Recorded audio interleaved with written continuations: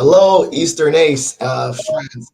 It's Philip Wilkerson back with another episode of Conversations with Phil. As you know, my wonderful co-host Bob had to step out for a time being, so the show must go on. So I'm so happy today to be joined by a wonderful guest. I'm glad that we have a wonderful show for you. Just a few announcements before I bring on this guest. The sponsorship levels, if you can see, we have new sponsorship levels, and introducing new to this year, we have the college booster program. The college booster program, we have a few of them already submitted. It's a way to be engaged as a sponsor. It's $45. The link and all the resources are on the website, but shout out to the colleges that have already decided to participate in this program as a booster. And you see the list on the screen: John Hopkins, Towson, Lincoln, just to name a few. Big announcement, obviously, Be More and Be More. We have secured our keynote speaker. I'm so excited. Gigi Gilliard, and pardon me if I mispronounce her name, but I've heard of her. I follow her on LinkedIn. She's doing wonderful things in regards to diversity, equity, and inclusion and leadership development. So this is going to be such a great show. So without further ado, I'm going to bring on our guest for today, Eastern Ace, and please do not get me wrong, co-chair of the the scholarships and professional development committee. I probably messed that all up, but this is a good friend. We've been in other committees together. Jennifer, welcome to the show. Hi. Well, glad you could make it. I was like, I'm definitely excited for this conversation. We got a lot going on, especially under your purview, in regards to the scholarships and all those things. I think I mispronounced the committee that you're in charge of. So give the listeners or the viewers a little bit of background on who you are, both in Eastern Ace and as well as outside of Eastern Ace. So I feel like I'm echoing. Can you hear me echoing or no? No. It's just me. Yeah, Okay, it's just you sound good. Yeah. Oh, good. Okay. So inside Eastern Ace, I am the co-chair of the scholarships and diversity, equity, and inclusion scholarships. So that's inside Eastern Ace. Previously, we have been on the D&I committee, and then I've also served several years on the awards and recognition. So, but currently the co-chair of the grants and scholarships. Outside of Eastern Ace, I am the director of career development at Iona, and we took advantage of the booster pack, so highly encourage other schools to do that as well. So yeah, that's a little bit about me. Been doing this for, I don't like to say how long because then it ages me, so I'm just going to go with a couple of years. All right. Yeah. Oh, well, then, okay, well, maybe not without dating you or whatever. Can you take us back to your Eastern Ace experience? I mean, what was the first time you got introduced to Eastern Ace? Where were you at in that space? All right, so that makes me way younger. So I started with Eastern Ace in 2014. Okay. Not new to the field though. So that was when I first joined. Just joined more of as a passive member. Okay. And then I would say for the past 5 years, I've been involved with committees, in various committees. Okay, and so this is your first go. Is this your first go round with particularly the scholarships and whatnot? Yeah. What gravitated to you? What gravitated you to join this committee particularly, and why? Basically why. All right, so I was on awards and recognition for several years. Love that committee. Shout out to that committee.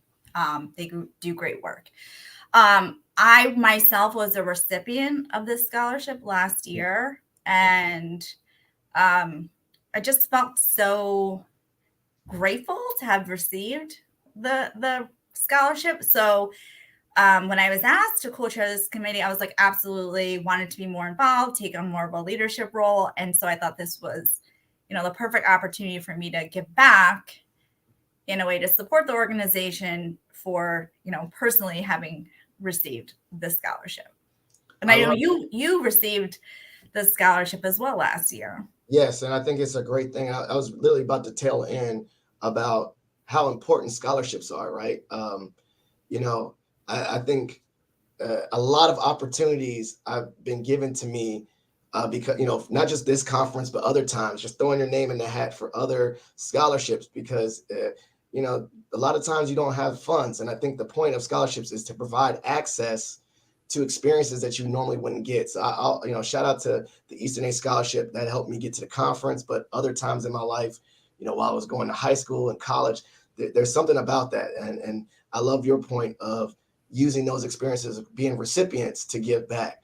So Right. do you have any other examples of scholarships in your life? I know you just gave an example when you were a recipient of this one, but do you have any other ones that you were a recipient of, or I maybe mean, not in terms of like professional organizations, but I mean, I certainly received scholarships in college as a student, and I wouldn't probably be where I am today without having received those funds. So just that ability for, I don't know, I don't think when people realize giving back to either your institution or your organization, how far that goes. Because without having received those scholarship funds as an undergrad, I would not have been able to go to college and earn the degree. And now I'm in a position of helping people or students progress in their career. And hopefully they are in a position at some point to also then give back to the university, because those scholarships really are very beneficial to us as professionals, you know, with the organization as well as with the current student body that we serve. So yeah, and 100%. That's why I love that you brought that up, that you were actually one for undergrad, and I think it pulls together the storytelling that, you know, obviously, you know, reaching out. I know we probably do this in career services a lot, where we're reaching out to organizations, and a part of that philanthropy is giving money, but connecting that money to the stories and showing them that because you gave this money, you provided X, Y, and Z for this, and that storytelling aspect. And I love that we're both recipients and we were able to tell our stories with the blog posts and all those things. Yeah. So, and sorry to cut you off, Phil. No, I also think like in the moment when you're a student, or even in the moment when you receive this scholarship and you're in it, you don't realize the impact that has. And so sometimes when you take a step back, and that's where it's like that light bulb moment of, wow, this changed my career. This changed my life for the better. And I'll just give you an example of when I applied for the scholarship with EACE, and I applied for the professional development scholarship. Mm-hmm. I knew I was moving from an institution where I had been there for 14 years into this director role at Iona University. And Iona was not an EACE school when I applied. And so I wanted to make sure that me in this role was going to be continue my support of both the organization and my own professional development. So when I applied, I knew that the funding was not there with my new role. But I went into the conference with a different perspective. I was coming in as a new director, and also with the perspective of how can I get my institution on board and understand the value of this organization. That's an excellent story. No, I love that. I'm glad you did share that story, because then you're sharing. So now, because of your access and ability, you have bridged a new university to Eastern EACE. Mm-hmm. And then now that is hopefully going to be a systemic thing.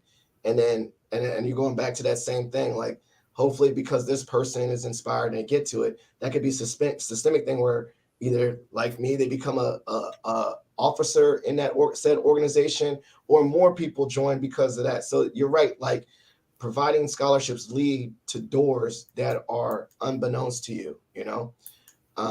So maybe let's talk about best practices, because you're already seasoned in your career, and you said that you're using this to bridge that gap. So what were some of the things going into the application process for a scholarship that you definitely wanted to do? What are some things you learned as best practices for those that are probably watching later or watching right now about putting themselves out there for scholarships, even as a working professional? Yeah, so I'm really going to go over some tips, because now being on the side of evaluating applicants, when I applied, I was very thorough in why I needed the funding and why I wanted the funding and what I was hoping to gain out of going to the conference.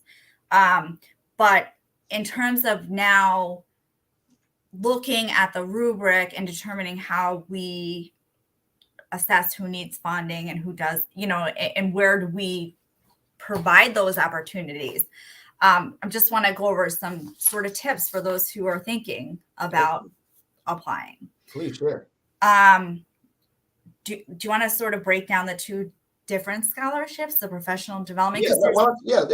Please share for us, for those assuming that they don't know, what are the two different scholarships?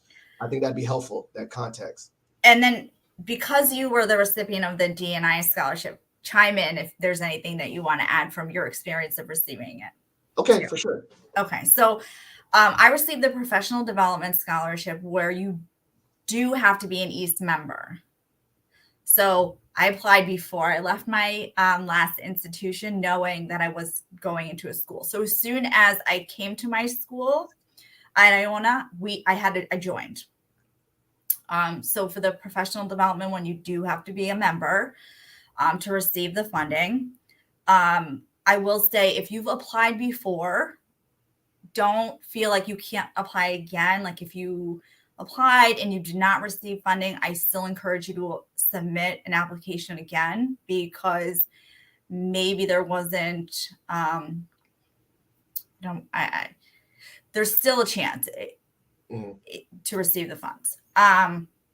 The president of Eastern EACE has a big initiative on HBCUs, community college, and if you are in one of those groups and know you don't have the funding, then this is a great opportunity to apply for professional development. And that is with the professional scholarship. With the D&I scholarship, or you don't have to be an Eastern EACE member. Okay, so in order to find the application, it's on eace.org, and then you would go to resources and then look for that particular scholarship. But you do not have to be a current member to apply for that one. If you do receive that, you are given the membership for the year, which is really, really nice as well. I will say, fill out thanks. You put that in? You're on top of it, Phil. Thanks. I was trying to do it from memory. Fill out, there's a couple essay prompts. Make sure you fill them out thoroughly. We really take your responses into consideration. Look at the professional development grant expense worksheet, which is a requirement for your submission, but really look at your costs to evaluate how much you need when you're submitting. One thing I will tell you that I did not take into consideration would be the cost of gas inflation. So I still attended and it was great, but really look at that worksheet when you're submitting for funding, and just answer the questions in full. That's just some quick tips. Well, that's great, because I was about to say, those are things where if you're about to do your PD, and I just put that in the chat too. Some things that I did is you're right, put gas mileage. So use a gas mileage calculator, include that, your housing and all that stuff. As a recipient of the Diversity, Equity, Inclusion Scholarship, one thing that really spoke to me pre and post was connecting, speaking about my identity and who I was as a person. And so I was going to share one of the things I thought was really important to me was that when I received the scholarship, I was learning about the scholarship, and I'll share a screen. Whoops, not that one. Go to share screen. When I shared screen, one of the things that was important to me was to know the story of why it was named after it was. And so for those that are watching right now, I learned that the scholarship was named after two Black men. One was actually at Virginia Tech, which is my home state. I live in Virginia. And so that really drove it home for me, was that I was connecting with the actual person that this scholarship was named after.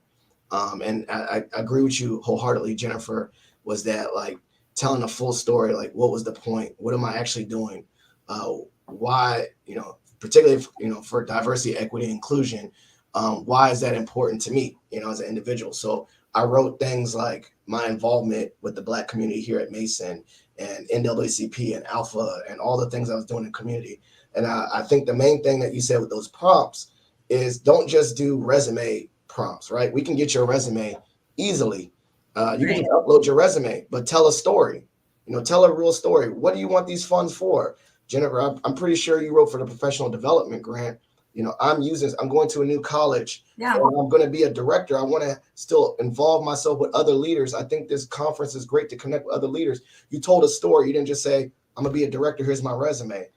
For me, I wrote the same thing. I'm an aspiring leader, but I'm also, because it was a diversity, I really wanted to pull on and not like say, play the Black card or whatnot. I wanted to share my story, my identity, and how that my identity was applicable to the scholarship and creating access. So I think one of my best tips is, one, always look up the scholarship rules.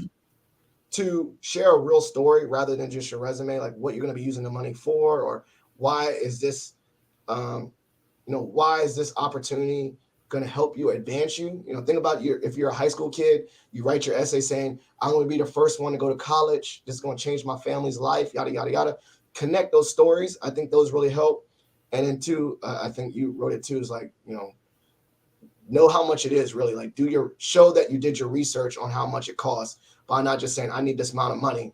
And they ask you why, really break it down. I got this for miles, this for the housing, all that. The more thorough you shows that you put work and time into this application, that does translate. I think it does show. But you agree with those tips? 100%. And I could control the when I applied for the scholarship and then the cost of gas like doubling.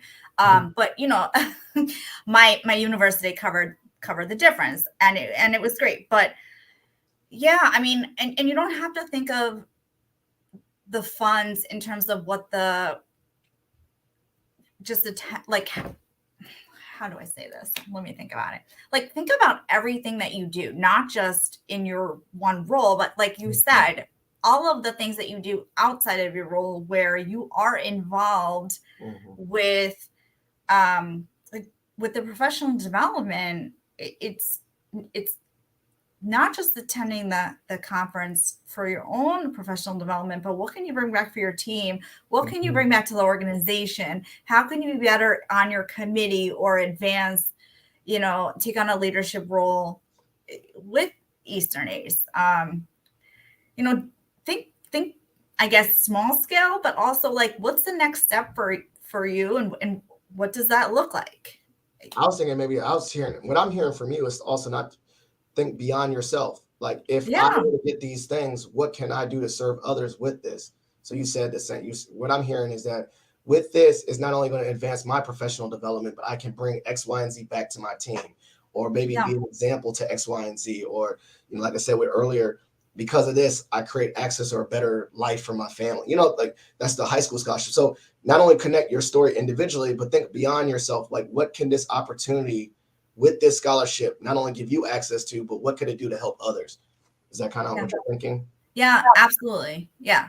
And, having been more involved with Eastern EACE in the last couple of years, and I will just speak for myself, but in being involved with the committees, I built this network of really, really amazing people, including yourself, Phil, where I know I can reach out to anyone if I have a quick question about trends or what's going on in what we do, and someone's going to get back to me and maybe give me a different perspective than I thought about in my role, in my school, in my state. So just being a part of this organization is, I don't know, it's like a friend group where we share professional best practices. Yeah. So maybe let's talk about that. So yeah, I like hearing your story and telling your story. So you knew you were going to be a director. You got this scholarship as a director. Who was some people that you had conversations with? Like, yo, this is a new role for me. Like, who did you connect with, particularly in that space when you got that professional development scholarship in the new role that you were going to have at your current location? What do you mean? Like when I got the scholarship? Yeah, so you got the scholarship and you said, I'm gonna be a director. Did you reach out to other directors and who did you ask questions about being a director to? I didn't. Oh, okay. All right, I did reach out to you though, because I did reach out to you at some point. And I was like, Phil, I follow you on social media. You're on top of the social media stuff. I'm not. But just wanted to give you a shout out and just say you're doing a great job with it. So I have been following you at my institution. I will say I've tried to be better at it.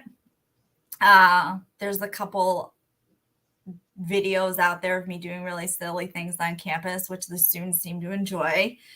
But in terms of how about was there a memorable session or something like, okay, now that you got this money, you went to the conference, you're like, this is it. Like, I'll say, for instance, okay, I got the D&I scholarship, right? And I went to a few sessions. One was about transforming leaders, and I can't remember the gentleman. And it's probably gonna come to me later, but like one of those sessions was great. But I think the biggest thing for me was that I connected with a lot of members virtually. Right. I've actually had unofficial, like, calling mentorship relationships. I can, Jill Milan and Jennifer Rossi Long and Junior Delgado, and obviously Bob, who was actually a co-host, and Whitney. I could just name it. All these people that I built, Whitney and Tibby, all these people I built real good, like real core relationships with. Steve, I can just go down the list because there's so many people. I know, and they're all amazing. And I feel like I'm gonna miss someone. But the main benefit for me to have that access was that I was able to go to the conference and actually meet them in person, see if their energy was the same as online.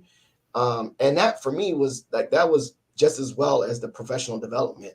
And then I still got that mentorship. I asked, Jill, like, I think because we superseded, I don't know if I applied to be on the board after the conference or it was during concurrently, but I asked questions in real life, like, wow, is this really hard to be on the board? Or, so it was maybe not necessarily a whole session that I listened to, but it was like an opportunity to meet the people that I connected with online, face to face, and really have these conversations about leadership and have these conversations about, actually being on the board and all those things. So that was the best value add for the scholarship, and I'm really glad I got it. I will say for me with the scholarship, I was like a huge campaigner for committee involvement because like through the committee, my committee work, I met Jill, I met Jen Grassi Long, I met Tibby, I met you, like, and that was just being involved with the committee. And I don't know, the committees are just so great, and you work together, and people are really passionate and committed to this organization. So yeah, same. I got to meet them all in person. I've been working with them, especially with the 2 prior years being virtual. It was nice to meet people in person. Yeah. So I got this is a totally random question. Okay. I love random questions. Here's the random question, because I think we're going to tail in on the show. I give you $1 million that you can not spend on yourself. Kind of like, what's that movie? Brewster's Millions. Have you seen that movie? I have not. Okay, it's with Richard Pryor. It's called Brewster's Millions. Shout out to my random, where he gets a lot of money, but to keep money, he has to give it away, and he cannot spend it on himself, right? Okay. Showing selflessness. So I give you this $1 million. You can spend it on philanthropy. What are you going to spend that money on? What would you do with that money? I immediately would give it to students pursuing higher ed that are low income, struggling to pay. Oh, Sharice the Fuel is saying she's added that movie to her to-be watch list. I would give it back to my institution for students struggling to come back and return. Because I remember being a student and every semester being like, can I continue to pay to come here?